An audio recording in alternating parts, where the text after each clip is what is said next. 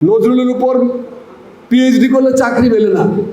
এটাতে আমি মাননীয় ভাইস চ্যান্সেলর বলবো যে স্যার, যে নজরুলের উপর পিএইচডি করছে তাকে আপনি দরকার হলে প্রয়োজনে অতিরিক্ত টিচার হিসেবে নিয়ে নেবেন। নজরুলের উপর পিএইচডি করছে, আল মাহমুদের উপর পিএইচডি করছে, এদেরকে সর্বাধিক গুরুত্ব। যে নজরুলকে টাচ না করে না পড়েও বাংলা সাহিত্যে একজন ফার্স্ট ক্লাস ফার্স্ট হতে পারে, এই শয়তানি সিলেবাস বদলাইতে হবে আমাদের। নজরুলের জন্য পূর্ণাঙ্গ 100 নম্বরের পত্র চালু করতে হবে। আমি নজরুল পড়বো না, আমার টাকা আমার সন্তান যাবে ইউনিভার্সিটিতে পড়ার জন্য, বেরিয়ে আসবে নজরুল বিদ্বেষী কলকাতার এই উত্তরীয় গায়ে জড়াই যাবে। এটা চলবে না, এটা চলবে না। আমার ছেলে আমার মেয়ে আমার মতো হবে, আমার মাতৃভূমির জন্য হবে, আমার দেশের জন্য হবে। নজরুল সঙ্গীত শেখাতে হবে ছেলে মেয়েদের ব্যাপকভাবে। স্মৃতি বিজড়িত স্থানগুলো সংরক্ষণ করতে হবে। নজরুল পর্যটন চালু করতে হবে।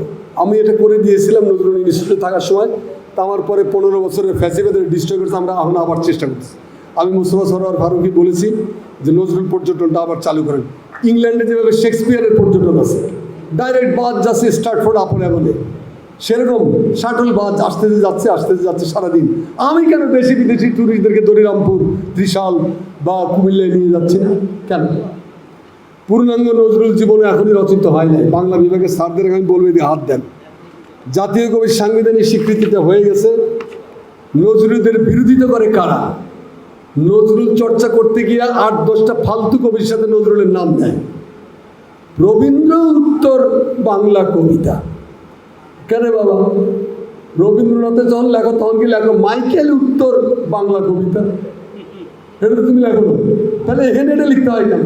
লিখে যতীন্দ্রমোহন বাগচি বা সেনগুপ্ত বা মোহিতলাল, সত্যেন্দ্রনাথ দত্ত এদের সাথে নজরুলকে অর্ডিনারি একটা কবির মতো পড়া হয়। No, he is our national poet. তার নামে আলাদা পূর্ণ 100 নম্বরের পেপার দিতে হবে প্রত্যেকটা ইউনিভার্সিটি। আমার ছেলে মেয়েকে নজরুল পড়তে দিবেন না, হরে ধরে জব্বর আলী, একাবর আলী, নৈমুদ্দি উপনের সঙ্গে পড়াবেন, এটা নেই চলতা হয়। This is Bangladesh. এটা জুলাইয়ের পরে ডিফারেন্ট বাংলাদেশ।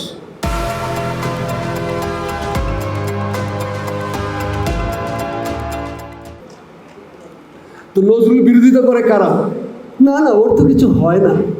বুদ্ধদেব বসুর মতো প্রতিভাবান বালকের মতো লিখেছেন। আপনি ওই বালকের একটা গানের সমতুল্য গান সারা জীবনে 14 গোষ্ঠীতে লিখতে পারছেন। আপনি আপনার বাপ, তার বাপ, তার বাপ, তার বাপ, তার বাপ যদি লিখতে না পারেন তো প্রতিভাবান বালক বলতে লজ্জা করে না?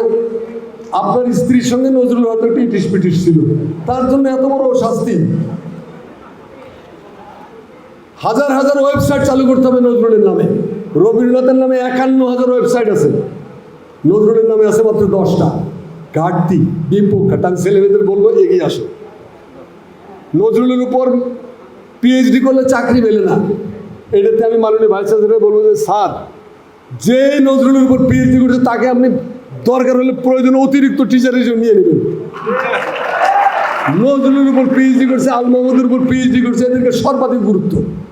কারণ বাংলাদেশকে রক্ষা করতে হবে আপনাকে।